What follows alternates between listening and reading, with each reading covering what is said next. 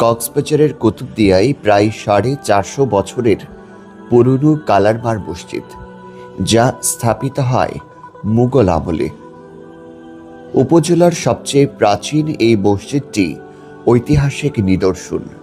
প্রতিষ্ঠাতার নাম, নির্মাণ সন ও নামকরণের সঠিক কোনো লিখিত ইতিহাস না থাকলেও জনশ্রুতি রয়েছে প্রায় 450 বছর আগে ওই গ্রামের এক মহিষী নারী তার স্বামীকে ওসিয়ত করেছিলেন তার মৃত্যুর পর যেন একটি স্মৃতিচিহ্ন হিসেবে মসজিদ স্থাপন করা হয়।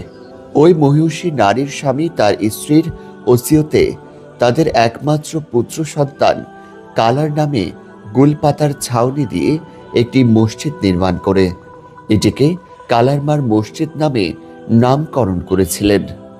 বড় মতামত আছে তখন আর বুড়া বুড়ি আসছিল যে তখন সমস্ত মানুষজন দূর নজান্য বহুত দেরির কালামা মসজিদ খুব কি বুজুর্গ মসজিদ, এখানে জিন ওরা কি আবাদত করে এমন প্রমাণ পাওয়া গেছে।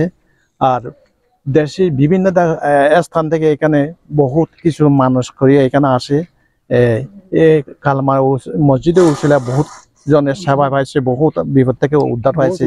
এই জন্য এই কালামা মসজিদ খুব গুরুত্বপূর্ণ। উক্ত মসজিদে প্রতি ওয়াক্তে শত শত মুসল্লি সহ জুমাবারে দূর দূরান্ত থেকে আসা প্রায় 1000 মুসল্লি একসাথে নামাজ আদায় করে থাকেন। এছাড়া মহিলাদের নামাজ আদায় ও অন্যান্য ইবাদত বন্দেগী করার ব্যবস্থা থাকায় প্রতিদিন বহু নারীর সমাগম হয় বলে জানান স্থানীয়রা। এই মসজিদের অনেক ফায়দা। আমরা তো একদম ছোটকাল হইতে এই মসজিদের কথা শুনছি, অনেক দূর দূরান্ত থেকে অনেক লোক এখানে আসে। সবাই মনে করে এটা খুব প্রাচীনকালের মসজিদ, ঐতিহ্যবাহী মসজিদ, যার কারণে এই মসজিদে মানুষ অনেক মানত করে, মর্যাদাও পাওয়া গেছে মসজিদে। কক্সবাজার ডিস্ট্রিক্ট থেকে বিভিন্ন থানা থেকে বিভিন্ন গ্রাম থেকে মানুষ নামাজ পড়তে আসে, মানত করে। এই মসজিদ নিয়ে বহু অলৌকিক ঘটনার কথা শোনা যায় লোকমুখে। এতে করে এই মসজিদের প্রতি অগাধ ভক্তি শ্রদ্ধা রয়েছে মুসলমান সহ অন্যান্য ধর্মাবলম্বীদের। তাই প্রতিদিন উপজেলার প্রত্যন্ত এলাকা সহ পাশের উপজেলা থেকে বহু ধর্মপ্রাণ নারী পুরুষের সমাগম হয়।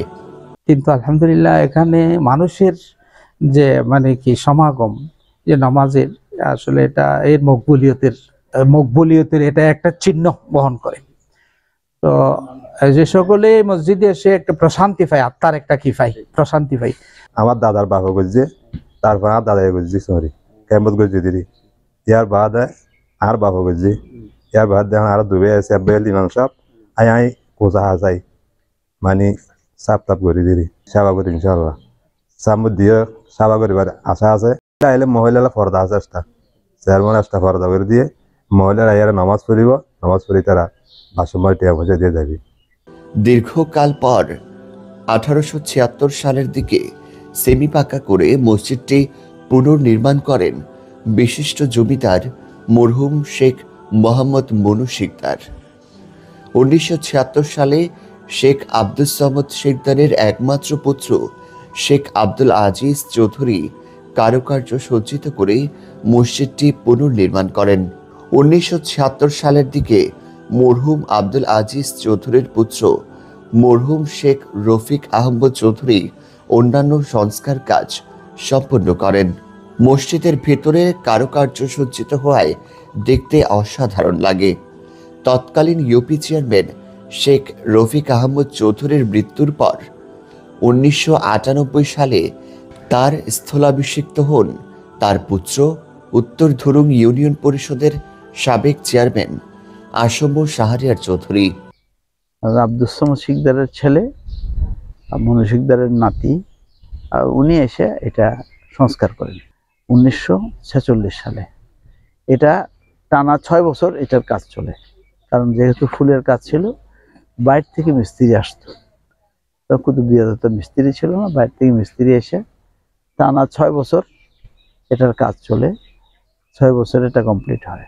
স্থানীয়দের বিশ্বাস, এই মসজিদে যে কোনো বিষয়ে মান্যত করলে তা পূরণ হয়। News desk, TTN।